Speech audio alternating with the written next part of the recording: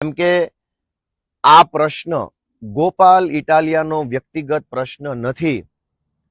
પણ ધારાસભ્ય લેવલના વ્યક્તિને એડવોકેટ છે એવું જાણવા છતાંય જો પોલીસ આટલી હદે દાદાગીરી કરે તો સામાન્ય વકીલોની સાથે પોલીસ શું વર્તન કરશે, એ વાત આપણે સૌએ વિચારવાની છે. હું ગુજરાતભરના તમામ તાલુકા બાર એસોસિએશન, જિલ્લા બાર એસોસિએશન સૌને હું બે હાથ જોડીને વિનંતી કરું છું કે જો શક્ય હોય તો, આઈ રિપીટ, કે જો શક્ય હોય તો આ પ્રશ્ન ગોપાલ ઇટાલિયાનો નથી, પણ જો ગોપાલ ઇટાલિયા ધારાસભ્ય હોવા છતાંય જો એની સાથે પોલીસ આવું વર્તન, વકીલ સાથે આવું કરે તો અન્ય વકીલો સાથે પોલીસ શું વર્તન કરશે, એ વાતની ચિંતા વ્યક્ત કરવા માટે થઈ ગુજરાતના તમામ જિલ્લાના બાર